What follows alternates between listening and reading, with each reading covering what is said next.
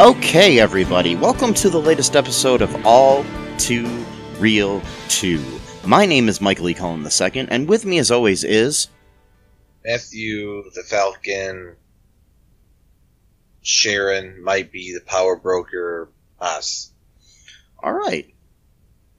I always love it when your middle name has some kind of speculation in it. Oh, I know. It's cool. Well, they always speculated about me, so... kind of makes sense. Like, is Matt really human? Whatever. So, kind of makes sense. I mean, I'm pretty sure that you're either an alien or a robot. It's either one of those, or a wizard. Mm-hmm. Aliens, robots, or wizards. So, yes, or maybe you're all three. That's possible. Aliens have robots? I mean, I guess they could. You're an alien robot wizard. Yeah, I'm an alien, but I'm also so I'm a robot built by aliens, therefore it makes me an alien. And because my creators are aliens, and then they taught me to, sorcery, so technically I'm all three. Yeah. That sounds amazing. Mm-hmm. So, today on the show, we are covering the 5th episode of the Disney Plus television series, The Falcon and the Winter Soldier. Ooh. Episode 5 was entitled Truth. And it was directed by Kerry Scoglin and written by Dallin Musson.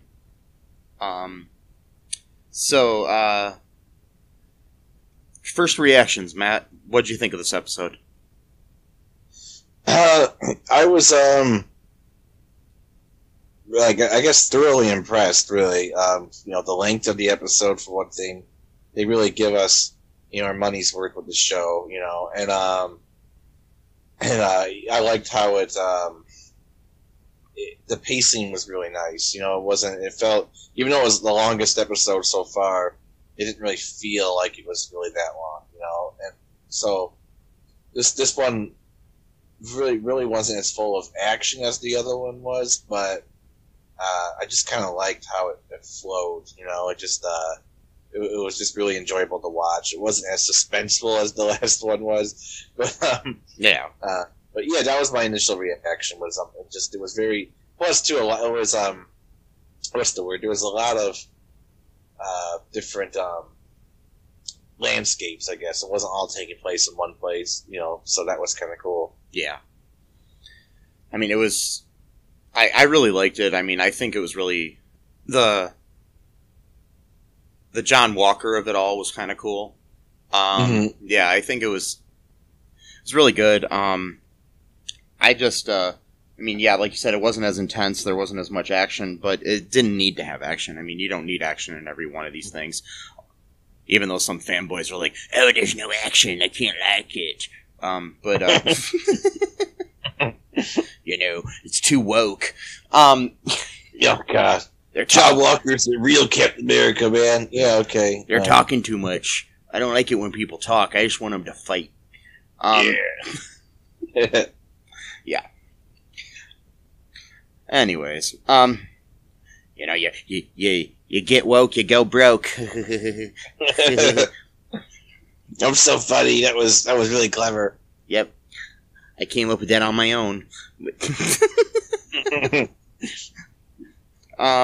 Yeah. So anyways, I liked it a lot. I think I like the Isaiah Bradley scenes. I liked all of it. I mean, it was really cool. Seeing Bucky and Sam kind of becoming, better friends was cool too. Mm-hmm. The cameo in the episode was kind of cool, unexpected, but it was cool.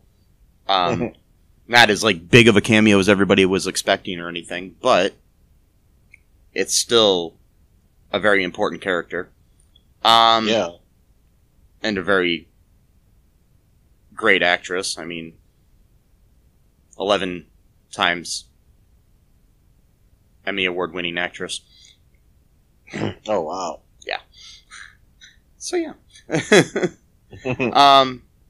We'll get into that when we get to it. So anyways, I asked some of our fans what they thought of it.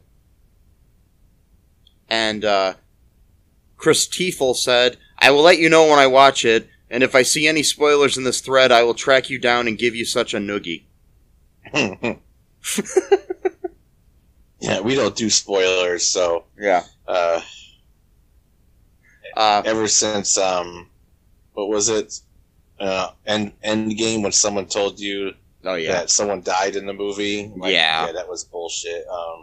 So we don't do that here. And William Toth wrote, "I can't wait for the final episode. Everything with John Walker was great, along with the scene Falcon had with somebody." He was purposely not spoiling anything. Yeah. Yeah, I like that. Mm-hmm. So, what happened in this episode, Matt? Quite a bit. But like I said, it was paced out really good. So it starts off with John Walker is running away from the crime scene immediately after he killed that guy, and he's running off to some kind of empty warehouse building or something like that, and he's kind of experiencing immediate PTSD essentially. He's hearing Lamar's voice, having sort of audio hallucinations.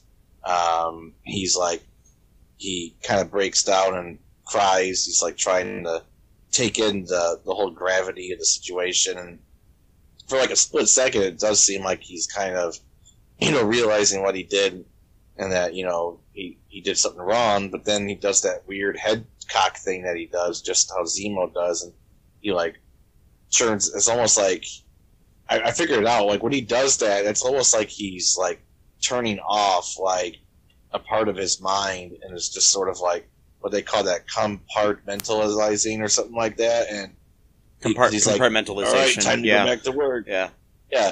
All right, time to go to work, and then he just gets up and immediately he's into complete the mission mode. He's "Oh, you guys should go see a medic. You don't look so good." And he's talking to them like they're a team still. Like they gotta finish the mission. It's they're "No, dude, we're not here for that. It's you need to give up the shield now." And then he gets all pissed off about that because again, it was kind of he kind of had the same attitude towards Sam just as Carly did, where they feel Sam's trying to sort of disarm them by talking to them, and then they feel they've been tricked by him. You know what I mean? And yeah, not what Sam's doing. No, he's not trying to trick anyone. He's just trying to talk to them so they can sort of put their guard down, but they interpret that as trickery, whereas for him, he's actually just trying to get through to them so they can talk as a person, not as a soldier who's on the mission or whatever, that's how I took it. And then they got into this huge fight, which is pretty cool. Yeah, it was very similar to fights that were in Civil War and and in Winter Soldier. Yeah, because it was similar to the fights with Cap and Bucky and Iron Man. yeah, with the shield stuff. Yeah, yeah. It is very interesting. Like I was saying, I was just watching Civil War just before I got on the phone here, and I was realizing too that like this sort of like buddy cop thing between Sam and Bucky actually kind of goes back to Civil War even, because like they always end up like finding themselves together all the time, like falling down, like Spider-Man like tied him up with a bunch of his web, and Sam's like I hate you, yeah, stuff like that. So that's that's kind of interesting. But so what happens in the fight? 'Cause I kind of don't remember all the details, but I know it was pretty intense and cool. I mean, basically at one point, John Walker basically destroys the Falcon wings, which is important. They eventually, take him down. So I mean, it's kind of, I mean, I'm sure that people obviously saw this if they're listening to this. So, but I mean, it's hard to go beat by beat, try to remember it all. But basically, in the end, they basically subdue Walker, knock him out, and then they broke his arm at the end somehow, even though he's like a super soldier. And then they take the shield. After that, we move on to a scene. Basically, we have a scene with Torres, and actually, was that before or after that? I'm trying to remember. Anyway, so no. Well, Torres was right after the fight with John Walker. Yeah, basically, there's he asks, what's up with the wings, being broken and stuff, and Sam leaves the wings with him. Basically, says keep them. Right. Yeah. Which is interesting because in the comics, Torres becomes Falcon. So. Right. I don't know. I'm still wondering, though, if in the show, if Torres is secretly a flag smasher. Because every time he talks about them, it's like he almost has, like, this sort of, like, admiration for them. Like I don't know how to describe it. Like, yeah, well, I know what you mean. Like, she's really, really good at, like, being underground. Like, it's like, he's talking, like, almost like he's a follower of hers, you know what I mean? Or he's trying to talk, like, to be objective, but, like... I mean, it could just be that he admires her. Sure, yeah. Doesn't necessarily admire her actions as much as her goal. Her philosophy, yeah. Okay. Yeah. I mean, who knows, though, We'll have to wait until next week to see where this goes, if it does anything, if it goes anywhere. Then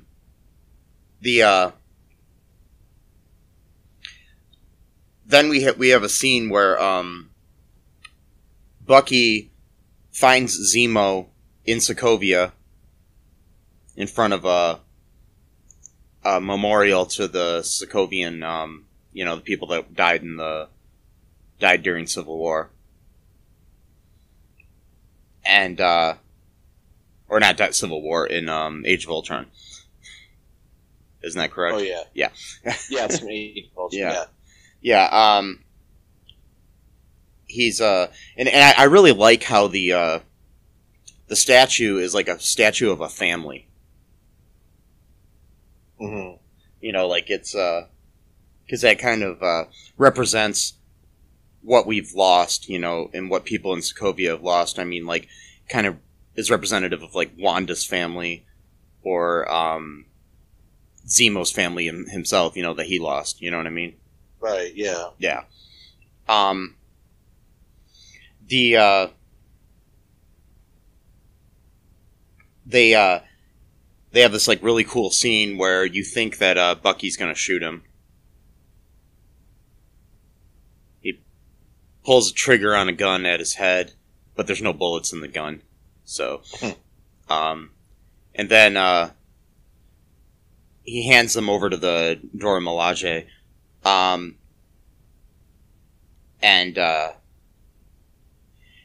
at one point towards the end, he says to the Dora Milaje as they're leaving, he says to Io, he's like, "There's one other favor I need from you." And I think we're going to find out next week what that is. I'm pretty sure we kind of can guess, but we'll talk about that in speculation. We have basically Zemo's then basically sent over to them, and they said that they're going to send him to the Raft, which is a prison in the comics that we have yet to see in the movies.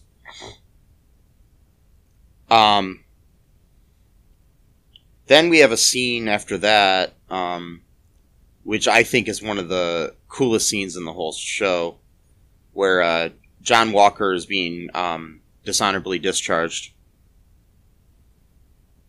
and stripped of his role as Captain America for killing that guy. It's just I think Wyatt Russell's performance in that scene is amazing. He goes off and he's got this he's just pissed, and he's got this whole thing where it's like, "You created me," basically, which I think it's true. I mean, they basically he's not wrong, No, he says that he's lived his whole life by their mandates. He's he trained him to be a certain way, to do a certain thing, and he did it, and now they're just just gonna strip him away of everything just because he quote went too far or whatever, and then which he did, but it's just like at the same time it's like like when you, I mean, I don't know if it's like this anymore, but like I know from people who actually have been in the military, and like they've openly stated, like when they talk to me about it, that like when they first like train you, like they literally will try to like take any sort of like sense of individual out of you. Like you're not a person anymore, you're a soldier. And like this person would have no reason to tell me this, like to make a point, like there was no reason to lie about this, so and like they would do all kinds of like hazing methods to like sort of basically harden you so that like you can work under pressure. So like they'll try to like get under your skin to like sort of like humiliate you some ways so that you don't lose focus. So it's like, in a lot of ways, those quote mandates what made him a really good soldier, and to be able to not buckle under pressure, because it's kind of like if you can't handle your sergeant hazing you during training, you're not going to be able to handle an enemy firing upon you. You know what I mean? Yeah. Like, I mean, it's one of those things. I've seen it several times. I mean, there's been people I've known who came out of the military completely different people than when they went in. Right. It's just, it's interesting, how they basically, it's like they create a blank slate and they almost become like an android as opposed to a thing. I mean, as a human, it's like... Yeah. And then you build up your personhood after that fact, kind of. Yeah. Then you're still a changed person, though, a lot of times. You basically start out as a blank slate and you almost become a new guy, Right, yeah.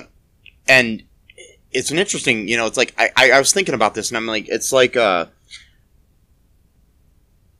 do you blame? I mean, for his actions, do you blame him or do you blame the people that trained him? It's kind of like how with like, do you blame Frankenstein or do you blame the Frankenstein's monster that he created? Right. It's well, like, you blame both. Mm-hmm. Both, but at the same time, it's that, our military, at least on book, on paper, the laws are clear that you're not supposed to kill someone who's surrendered. Yeah. You know what I mean? Especially someone who's unarmed. Yeah. So I guess you could have an argument of like, oh well, they said they surrendered, but they had a gun behind their back or whatever. But like, if someone's unarmed and they're surrendering, there's no reason to kill that person. Like, you know what I mean? And, yeah, I mean, it also applies to like things like with like cops as well. You know, like we've got many situations in recent memory, sadly, you know, with like George Floyd's death and other things where people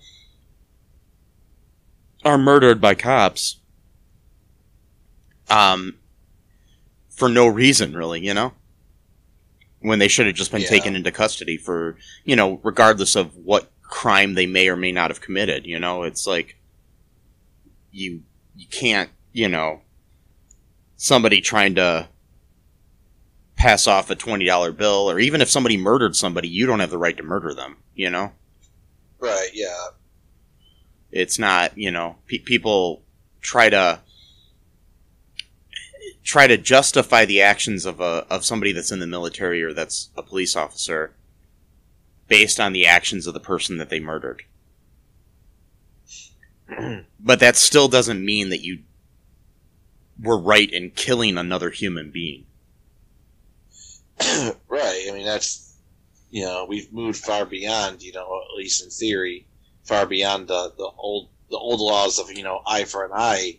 Oh, you cut someone's eye out, we're going to cut your eye out. You cut someone's hand off, we're going to cut your hand off. Like, no, there's more civilized way of doing that stuff now.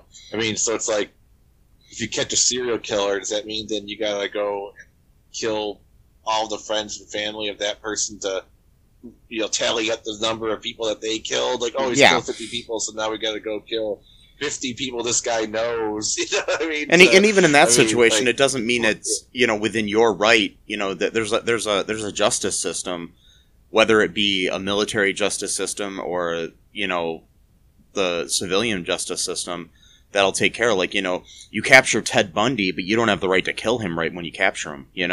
Right? Yeah, exactly. Yeah. But there's a lot of people, though, that they like that because their emotions run high, and that's what they think, they want to make those decisions when they're in the heat of their emotions rather than their rational mind, and that's dangerous when you put violence in the mix, because violence is inherently done in the heat of the moment when it's emotional. That's why, like, nowadays, like, when they execute people, it's usually, very, like, orchestrated, like, organized, and stuff like that. It's not like, in the heat of the moment, I'm going to take a shield and bash this guy's head in, or something like that. And even then, I mean, I'm not saying necessarily it's a good thing, but, like, it's like violence inherently is something that, like, happens when you got that adrenaline flowing, you got, like, like in the show, they kind of have like that pounding sound or whatever. Well, that's kind of like, you ever notice, like, when you've been severely angry before, it almost feels like you can't hear as well. Oh, like, yeah. Because your blood's literally pumping into like your ears and shit, and you live, so it's like you hear your heartbeat harder, Yeah, it's harder, and then you just become like so focused on like a singular point. Everything else, kind of, your surroundings doesn't really exist anymore, really, for the most part. So I can actually believe that when he did that, he may have not even noticed that there was other people around watching them, like, Yeah. Anyway, yeah, but he he's basically telling them off, like, you trained me to be this way, I did what you told me to do, and now, and the thing is, too, he wasn't even trying to get his sentence turned around. He just wanted to speak his mind. That's what started the whole argument. Yeah. Like, I understand, I'm not trying to appeal the decision. Well, he does still think he is Captain America, though, Yeah, in his mind he is. Yeah, and, I mean, and it is kind of, here's the thing that, it's like, he's lying to himself, too, throughout it, to convince himself that he's in the right. Even though, I mean, the thing is like, he was trained to be this way, but I think because of his training to be that way, he's basically now convinced that anything he does is correct, like he's above the law. Yeah. And, it's, because it's like the whole thing, I mean, my thing too with this is, it's like, okay, he killed a dude, but he didn't go to jail for it. He was just he was just basically fired, you know, and that's what's been happening with cops and stuff, you know, like they'll kill somebody and they don't go to jail or anything; they're just fired. Right. Which doesn't seem right. Yeah, it doesn't. Well, it's like what I said last time we were talking about this, is that, like, when you have the right to kill, then that means you have more responsibilities than the people who don't have the right to kill. So it's not, so you don't just get extra rights and then you're above everyone else. Those rights come with extra responsibilities. And that's what's supposed to even balance it out.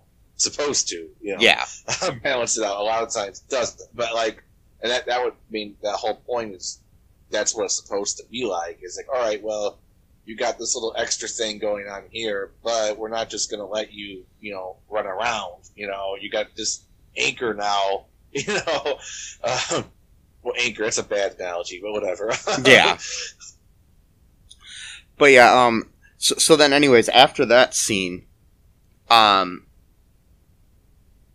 after he receives an other than honorable discharge and is stripped of his role as Captain America, he's out in the hallway on a bench with his wife, and he's approached by this woman played by our cameo in this episode, Julia Louis-Dreyfus, you know, Emmy award-winning actress that we know from Veep and Seinfeld and Arrested Development and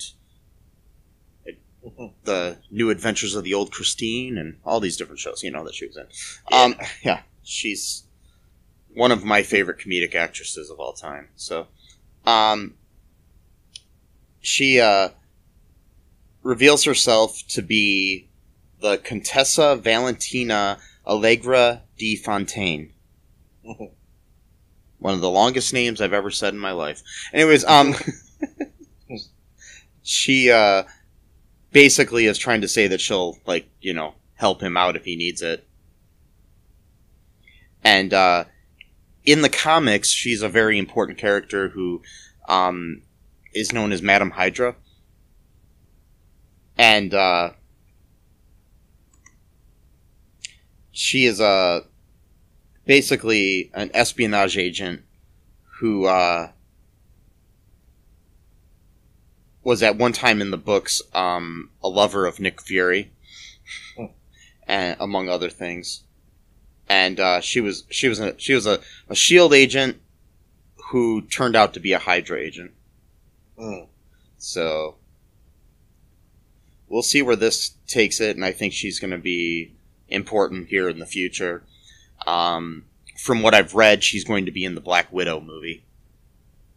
Oh, okay. So that'll, yeah, and that was, and so this cameo would have made more sense now if Black Widow would have came out when it was supposed to. Right. But it's not coming out, you know, until June or something. Yeah. June or July or whatever. I think it's July. Yeah. And, you know, but it was supposed to come out, you know, last year. So, yeah. So, yeah, we would have known who the character was if that movie would have came out when it was supposed to. But this is still kind of cool because you're introduced to her and you don't know who she is, and it kind of makes it more of a mystery, you know? Yeah, it's more chronological now. Yeah. As opposed to retroactive, I guess. Well, kind of chronological, because, I mean, Black Widow's supposed to be taking place in the past, so... Oh, that's right, yeah, it's supposed to take place... Yeah. Like after Civil War, is it, or...? No, I think it's... I don't know when it is, but it's early on in her life, I think.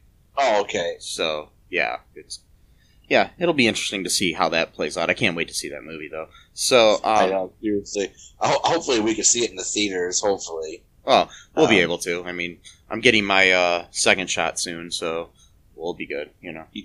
Yeah, so... Within hours, cool. Actually, so, as we record this, so,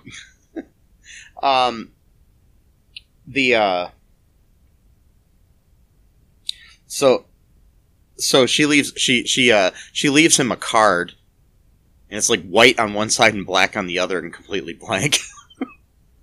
Yeah. It's like, Yeah. So anyway, like, what's that supposed to mean? I just thought Right. I liked his response. He's like looking at it. He's like, it's blank. She was such a quirky person too. Like, Yeah. she did not sound like, super serious, whatever. Yeah. Which is perfect for Julia Louis-Dreyfus, Yeah. So she's gonna basically turn him into like a Hydra agent, I guess, or something, or Possibly, yeah. We'll have to see where this goes next week.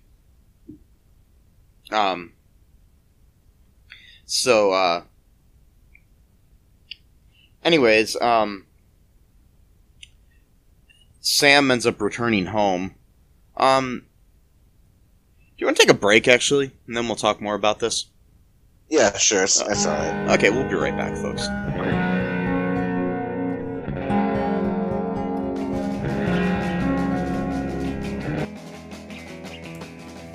What is Gen X? What is the silent generation? What do generations have in common? Hi, I'm Trish the Dish from the Gen X Voice podcast, and I invite you to listen to conversations I have with folks from different generations, backgrounds, beliefs, and experiences in an attempt to see what connects rather than divides us. Even though Gen X has been called slackers, Karens, or not mentioned at all in some cases, we are the bridge generation, so I feel compelled to do my part to destroy ageism by bringing all these voices together. And, as a bonus, each guest gets to answer some 80s questions at the end of each show. So download and listen to Gen X Voice today on Apple, Spotify, Amazon, or wherever you listen to podcasts. And let's see how much we have in common after all. Hi, this is Catherine, host of a new fashion podcast, The Real Fashion School Dropout. Join me as I interview guests every week in the fashion and beauty space, and we gossip on all things fashion and beauty, and even get into some personal stories of their journey in the industry. You can find us on Apple, Spotify, pretty much wherever you get your podcast. Hope to see you there.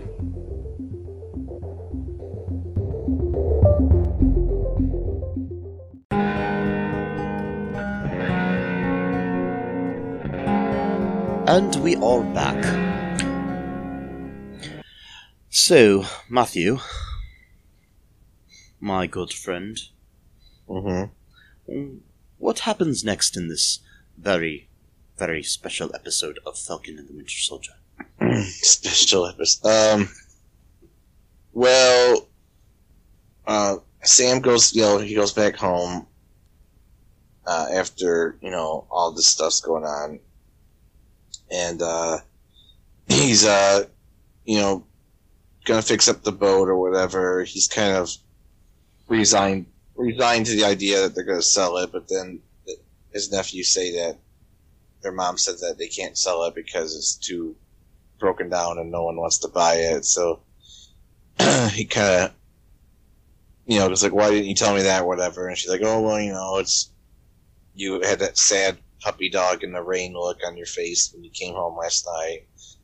Stuff like that. And then, he gets the idea. It's like, well, because their parents used to help out everyone in, like, the neighborhood, like, all over the place, and for, like, decades. And he's like, well, maybe we should call in some of those favors, after all these years. So then they got, like, basically the entire town to help out with, like, fixing the boats and donating, like, parts and, things like that. And they had, like, this huge, like, crate of something, like a bunch of pallets with, like, that saran wrap stuff around it. And then, like, how are we gonna get this out the truck? And then, like, Bucky just shows up and just lifts it all, by himself. Yeah.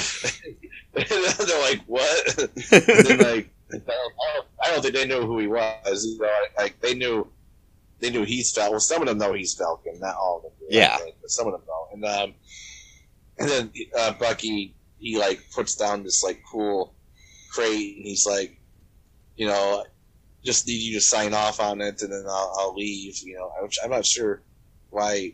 Did they get into a fight or something like that? I don't remember that, but he was acting like he wasn't welcome there or something like that. No, he's just it's their whole dynamic. Okay. Yeah. And then the crate he has is like, you know, he says it's from the Wakandans. Yeah. So I'm pretty sure that's what the favor he was asking of Io in the scene where he gave Zemo to her. Yeah, it has to be. And it's like this cool looking case, and of course it's kind of like the whole Pulp Fiction thing, like they never show you what's in it, you know. And and you know, Sam lets them. Oh, they got a cool cute meet between Bucky and Sarah, Sam's sister, and you know, Sam's looking kind of like grumbling, like you know, like, yeah, like don't, like, you know, that's my sister, yeah, you know, don't flirt with my sister. Yeah, you know, which he tells him later. I know, because he did it twice, and it's like, yeah, it's like, come on, and it's like you already went on a date with like the cute Asian woman, you know, that your neighbor basically set up for you, you know, yeah. and then you skipped out of that date. It's like, apparently you're not good at dating, you know, so like, so he helps out with like the boat though. It's kind of that's what I like about this episode, is like it wasn't all action. Like they had like cool scenes of them just working on the boat together. Yeah, and, nice little montages of you know the whole we can get this done. You know, we can do it. Yeah, so, exactly. Yeah, we could do this. You know, they play like this cool like music in the background, mm-hmm. and at one point they're like working on something that they're not supposed to be working on. And Sarah catches them, and he's like, "That's not what I told you to do," or something like that. And she's like, "Off, bye." And then, like, I appreciate you. Yeah, so they you know, and it's pretty cool to see, you know, the whole like George Bailey sort of scene where the whole town comes to help the family that helped us, you know, sort of thing. Yeah. You know, for freaking decades, yeah, you better start helping out. Yeah. And then at one point, Sam visits Isaiah Bradley again by himself this time, and that's a really cool scene. You want to talk about? Oh yeah, that was before this, I think. Yeah. Oh, what? That's right. Yeah. Yeah. He goes to Baltimore and he visits Isaiah Bradley, and Bradley basically. You know, first he sees Bradley's grandson, which we need to talk about a little bit. His grandson in the comic books becomes a superhero as well, who's a young Avenger. Yeah. Forgot what his name was. Patriot. Yeah, there we go. I knew it was one of those American words. Anyways,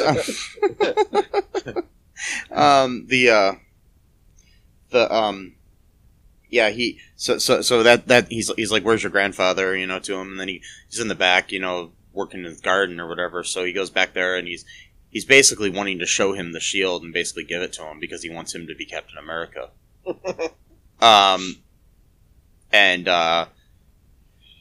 And Bradley basically tells him that he doesn't believe that a black man can ever be Captain America.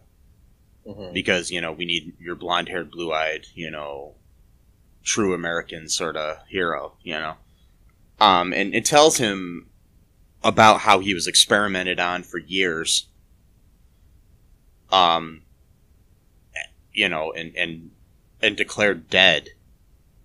And his girlfriend or wife thought he was dead for years, you know, and never, you know, knew, and he never got these letters from her that she was trying to send to him when he was in jail.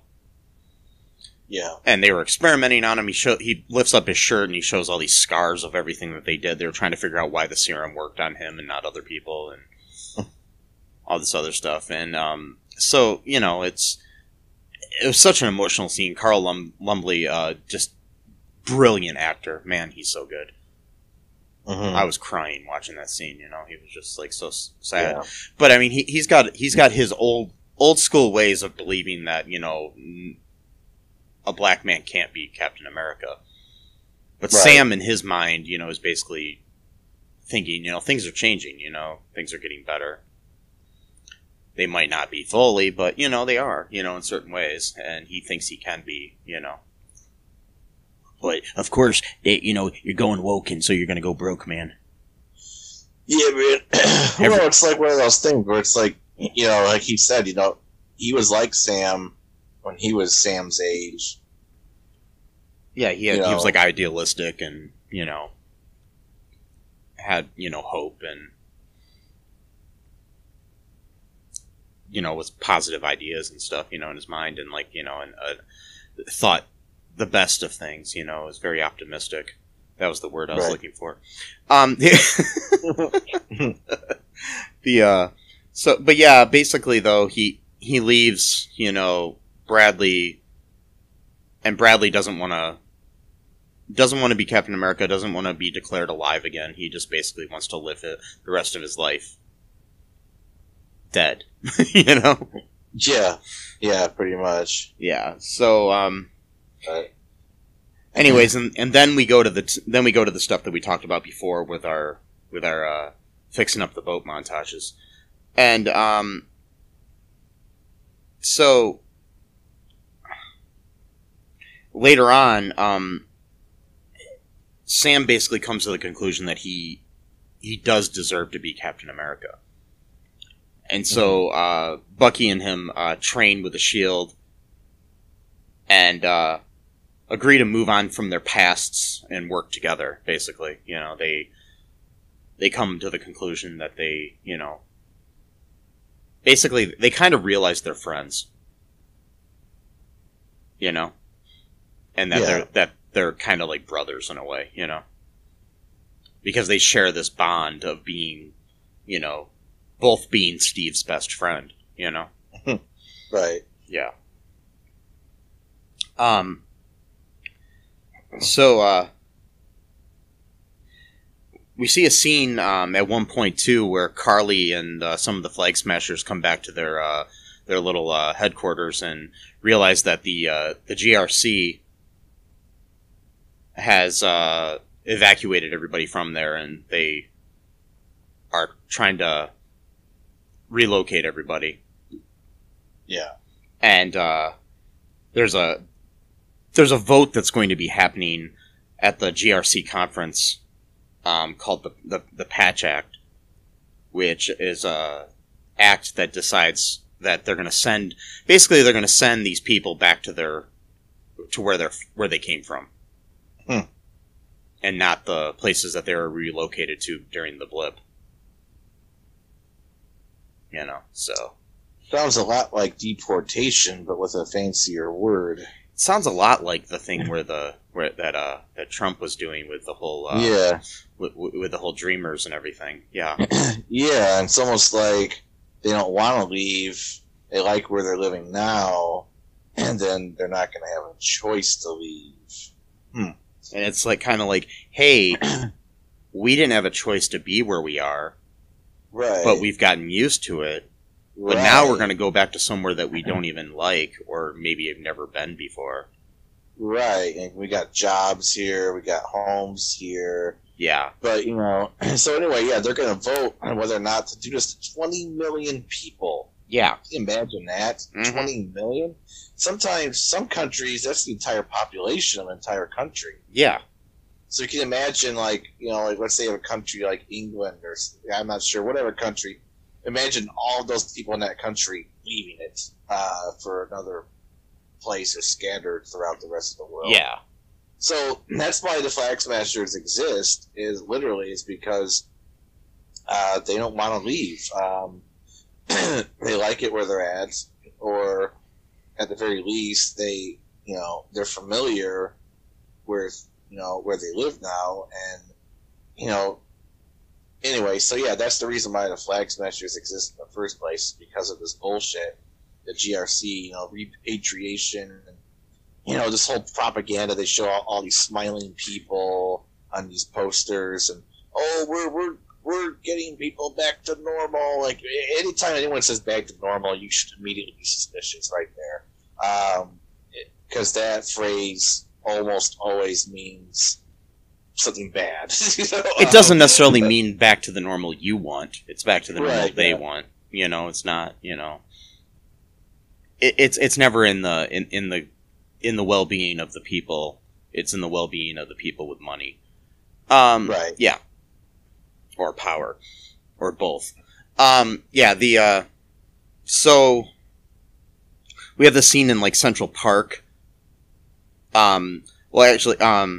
First before that, we have a scene with Sharon Carter. Oh, yeah. Where she, is on the phone with Batroc, who we saw in the first episode, who was the guy that was trying to, the French speaking guy who was trying to take the American soldier that Sam stopped him from taking in the first episode. Mm-hmm. She hires him, pays him double from last time, so that kind of implies she was the one that hired him to take the soldier. Which, still, I don't know what Carter's endgame is here.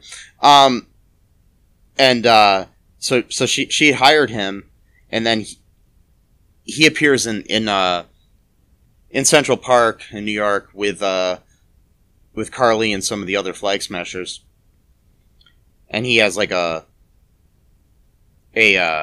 little briefcase full of weapons and stuff, and they have a plan. They're going to basically attack the GRC conference,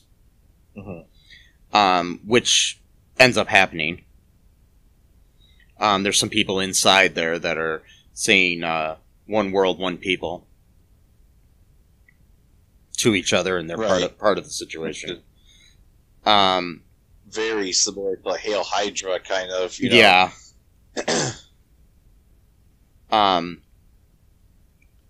And the funny thing is, it's like that's like what I believe. I believe we are one world, one people. So it's like, right. It's so hard.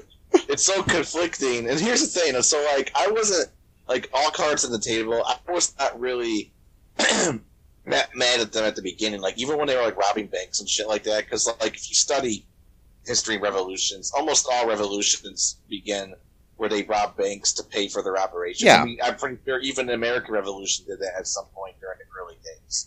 It's the whole Robin Hood aspect of things, Yeah. So, like, the Soviet Union did the same thing. The Bolsheviks, Stalin would literally rob banks. He was really good at it, too. He robbed banks, take the money, and give it to them to buy weapons so they could fight the Tsar's army. So this shit happens all the time. So, like, I was not, like, okay, they robbed the bank. Whatever, fine. Yeah. Well, look at, there's insurance for that shit. Like, the people get their money back, whatever. But then when she bombed that building, I'm like, oh, okay, all right, that's that's gone too far. Well, I mean, it's the same thing with Walker, like where you're at the point where you think your goal, you're trying to, you have a goal, but you end up killing people, and then you kind of cross the line on your goal. It's like, your goal isn't it's like you've got the by any means necessary sort of thing that you're going through, which is not necessarily always a good way to go about it. Yeah, you gotta say, how about this? You gotta say by many means necessary. Yeah, but you still have to have a line. Mm-hmm. You shouldn't be killing people. That's probably pretty much the line. Unless it's in self-defense, that's a different story. But but anyways, they end up attacking it. There's this whole scene. The room at the GRC conference. It kind of reminds me of like the war room in Doctor Strangelove. It kind of is very similar set. It's very, very interesting. It's like that, or like the movie Failsafe or something. One of those war room type of movies. And you've got them all arguing whether they should, sign this patch act or not, and then the scene happens where basically all the electricity in the place goes kind of wanky, and or wonky or whatever you want to call it, and yeah, so that happens, and then we have a scene towards the end where Sam opens up the case. And we don't see, you get the whole Pulp Fiction sort of thing where you don't see what's in it. And then we have the credits, and then we have a mid-credit scene for the first time, which we see Walker building a new shield from scrap metal and his war medals. Yeah. Yep. So that's interesting. Yeah. Which, it's not vibranium, so it's not... No, it's not going to be as strong, but... And, and what's the other thing, too, is that it's not... I know it's built out of vibranium, but the whole thing where the shield, almost acts as a boomerang, that also means it was made kind of special. Yeah. You know what I mean? And you wouldn't be able to get that from any kind of regular shield. Yeah, but he's more building it for the symbol, and he has super strength, so it's not like he necessarily needs a super strength shield as well. You know what I mean? Yeah. So I don't know. Anyways, that's what happens there. Yeah. Did I miss anything, or I think we got it all? I think we got. I think it's most of it. Yeah, because we got Zemo. Yeah, Zemo got taken away by the. I forgot their name. The Dora Milaje. Yeah. Yeah, Dora Milaje. And they're going to go to the raft, which I read that's kind of almost like an Argus type facility, like a DC, where it's surrounded by water, I think, or something like that. Oh, that's cool. I don't know, but that would make sense if it's called the raft, that it would be surrounded by water. Right, the raft. Yeah. So he's probably not going to be able to get out of there, easily. Yeah, just trying to think. Yeah, I think we got everything. Yeah, I think we did. So, you want to take a break here, Matt, and then we can come back and we'll talk about some speculation and some trivia here. Yeah, sure. Okay, we'll be right back.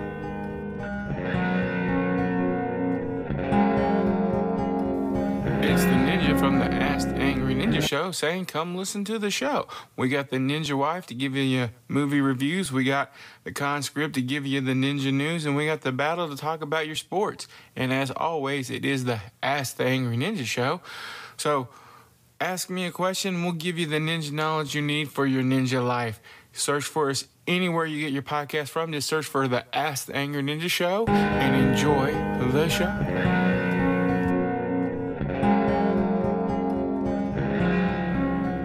And we all back. Back. We all back. Yes, we are. How are That's you? the way the cookie crumbles. That's the way the cookie crumbles. How are you, Matthew? I'm okay. That's the way it is. Is that what Walter Cronkite used to say? That's the way it is. Yes. That's the way it is. Yeah. Okay. So, anyways, back to my normal voice. Here's some trivia from the Internet Movie Database. Database. Database. The database. The ace of base. Anyways, the the ace. Good band. Yes. I saw the sign, and it opened up my eyes. I saw the sign. Okay. Anyways, so. All right. The Contessa Valentina Allegra de Fontaine, played by Julia Louis-Dreyfus, in the comics was a high-level S.H.I.E.L.D. operative and sometimes lover of Nick Fury. She was also a high-level Hydra agent known as Madame Hydra. The black and white calling card may be an homage to her appearance in the comics, in which she had black hair with a white streak. This is the first episode of the series to have a mid-credits scene. Julia Louis-Dreyfus's cameos in this episode as Valentina Allegra de Fontaine, an espionage agent who first appeared in Strange Tales number 159, in talking about the cameo leading up to this episode, a producer said he wants Fontaine to team up with Thor in the future of the MCU.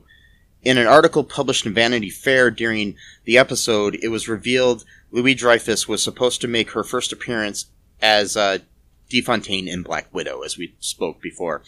It's interesting, too. I was reading somewhere that there was an interview and a few years ago with some of the writers from Veep, and they all said that they thought that Julia Louis-Dreyfus would be an excellent villain in the MCU. And then it came true. So that's interesting. So that's interesting. Yeah. So, which, I mean, it is, and they did talk about how this was like a grounded character, and it was kind of a shocking cameo of somebody that's, an A-list actor, that we know in Hollywood and stuff like that. And I mean, it is true. I mean, it's somebody that you wouldn't expect in the MCU. Because when you kind of think about it, you don't really think Julia Louis-Dreyfus as a MCU character. It's not, when you watch Seinfeld, you don't think, hey, Elaine would be a great MCU actress. Yeah, like one of the most powerful Hydra agents yes. of all time. And plus, too, anything would have been better than the whole Paul Bettany trickery. But yeah. Yeah. I would have been satisfied with her on that show as opposed to... Yeah. So, do you have any speculation as to how this is going to end next week?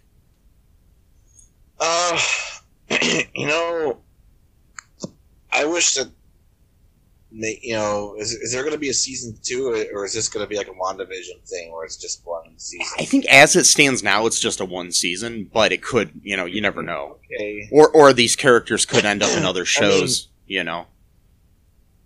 Right. Because I guess my only issue, I think, is, if they're going to try to wrap up this whole John Walker thing, and it seems like it's just gotten started, you know what I mean? Just with one episode, it seems kind of like maybe not a great pacing issue when it comes to that storyline. But yeah, I don't know. We'll see what happens with him. But I think he could appear in future properties. Right, future movies or TV series. Yeah, I think there's definitely going to be a fight between. He's going to end up becoming U.S. agent or whatever, or an agent of Hydra. Who knows? Where he's going to, he still thinks, jilted. He thinks he's still a Captain America, and well, that's one thing we forgot to talk about in the episode is he did visit Lamar's parents.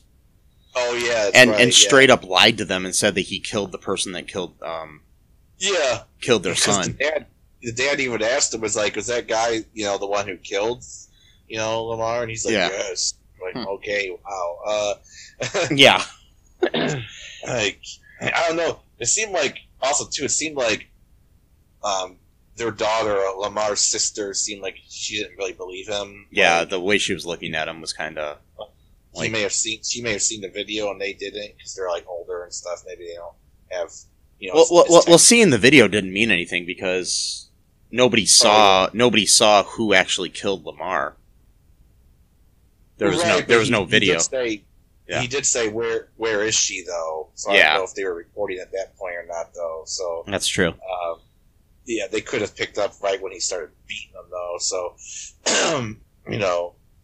But even him asking where is she doesn't necessarily mean that he was asking for the person that killed Lamar. He might just be asking where Carly is, Yeah, the leader, yeah. So anyway, yeah, he lied and just said, oh yeah, sure, he's the one or whatever. And sorry, and blah blah blah. They're like, well, Lamar, we're so proud of you, and that and all this kind of shit, just makes them feel 2 feet tall or 2 inches tall or whatever. Yeah. He used to talk to us all the time about how, he was so proud to, work with you and all this kind of stuff. I'm like, Jesus Christ. And just piling it which on. really sucks. Yeah. I really wanted Battlestar to be, more in the show, Yeah, and I mean, I like that actor. too. I mean, yeah, he was good, but I guess he needed to die. You know, he needed something to happen. I was kind of hoping still that he wasn't dead, and that we'd have to deal with the aftermath of the fact that he killed somebody and Lamar wasn't dead. Exactly. But, yeah. Oh, you did this, in my name, Yeah. And now I can't even, look at you the same now or whatever type thing. Yeah, because he probably would have been like that, because he was always the one trying to calm him down. And yeah. Almost like a spouse in a way. Well, his wife's kind of the same way, where she's like, all right, you need to, focus. Yeah, and, but, I mean, the main thing is, too, now that he doesn't have Battlestar at his side, he's basically lost his Jiminy Cricket. And he has no conscience at all. He's not, it's like, so who knows what's going to happen next week, where he's going to be, a terror without any kind of reasoning, Yeah, just totally untethered to any kind of sense of morality. So anyway, yeah, I think there's definitely going to be a huge battle. He might even, who knows, even have some allies on his side that we don't even see yet, at this point. And, he might even actually kill Carly if they don't get to her first, And it's almost like, who knows, I mean, he might even have to, who knows, maybe Sam and Bucky will have to team up with him. Right. To take on Carly. It's hard to say. And I mean, I really hope this isn't the end for him or the end for Carly, because I like these characters. But a lot of these shows are supposed to be self-contained and not really affect the movies. So, is what they've said, is what Kevin Feige has said. So we'll see what happens. And I mean, maybe I really just hope they don't kill them both off. Yeah. Or either one of them, for that matter. So you can, bring them back in the future if need be, So is there supposed to be a movie that's, for example, WandaVision was supposed to be, before Doctor Strange 2? Is there, a movie that's similar to the show, or... I don't know. I mean, I'm sure there's going to be things in the future, like another Avengers movie, or they might, maybe they'll have a new Captain America movie. Okay. With Sam as Captain America. That'll feature Bucky as well. Yeah. Oh, yeah. Yeah. Right. The other thing we forgot to talk about, too, is that when Sam started training with the Shield, after him and Bucky were talking about how, that Steve probably didn't think about the implications about, what it would be like for, a black man. I think Steve would, though, because he seemed pretty conscientious about that kind of thing. But but anyway, that's what Bucky said. Yeah, and I mean, he does have a point, though. I mean, Steve might not have thought about this as well, too fully, because he wasn't a black man, so he doesn't really know what the situation's like. Right, and came from a different time as well, so maybe has a more simplistic view of morality and stuff like that, or or also seeing all the progress in the world, but not realizing that even though there is a lot of progress when it comes to racism, we still do have a lot to do to solve, issues when it comes to, bigotry in general, Right, I mean, exactly. Steve probably, fell asleep, or not fell asleep, but got trapped in the ice, and, back then people were just openly saying, the N-word, and, frowning upon, people having, interracial relationships, and he wakes up all this stuff's better now because, I don't hear that word as much, and, so yeah, I can totally see that kind of, somewhat of a rose-colored, glasses type of, progress, type of thing, or whatever. So then Sam starts, he's training with the Shield, and it scared me that one time it looked like it was about to take its head off. Well, that's the thing. I mean, just think about how scary that is to him, It's Yeah, no, exactly. Yeah. So it's a good thing that he's getting a handle on it, literally and figuratively. Yeah. So, yeah. Anyways, anything else before we wrap things up here, Matt? No, not really. Okay, so, I mean, if you're listening to this episode and you haven't listened to any of our other episodes about, we cover a lot of cool things in this show, not just Falcon and Winter Soldier. We have Our latest episode is an interview with Will McLaughlin, the actor from Superstore, Parks and Recreation, Wrecked, and a bunch of other movies and TV shows. It was an amazing interview. He was a great guy. I really liked talking to him. So make sure you check that episode out. We got some other, recent episodes. Interview with Scott Barber, the co-director of The Orange Years, the Nickelodeon documentary. And we have a recent episode where we talked about that 80s show, so things like that. We got some fun ones. We got some interviews, different things like that. Please subscribe to the show. Share it with your friends. So they can check it out too. Hoping to grow the audience here. And if you want to help us out, feel free to give us a 5-star review on the Apple podcast, whatever they're calling it this week. And I mean, honestly, they changed the name of the thing a few times since we've been broadcasting. So it's like, so yeah, just give us that or wherever else you can, and share the show. Like I said, that's a good way to do it.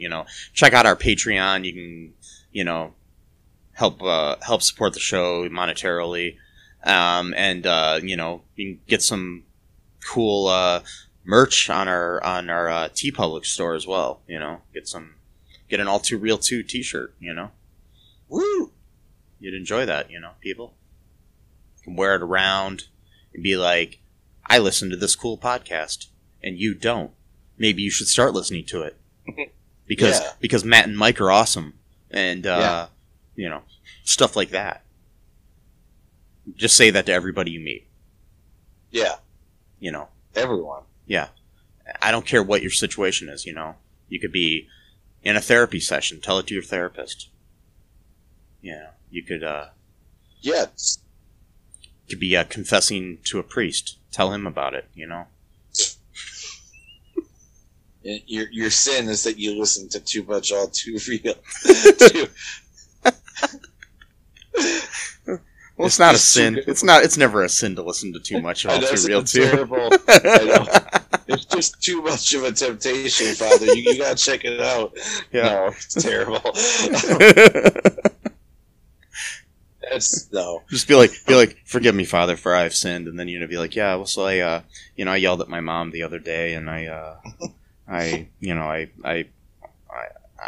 thought, impure thoughts about my neighbor, and before I go, Father, I think you should listen to All2ReelToo podcast. It's a great show, and you'll enjoy it. Especially their dive into, direct-to-video sequels such as Tooth Fairy 2. I think you'll really enjoy that, Father. Yeah. That sounds legit, right? Yeah. Okay. Anyways, we should probably go. Make sure you're doing all the good things that you can do, folks. Wear a mask, wear a condom. Get a vaccine, for anything. I mean, I don't care what the vaccine's for. Vaccines are good, people. Don't listen to those anti-vaxxers.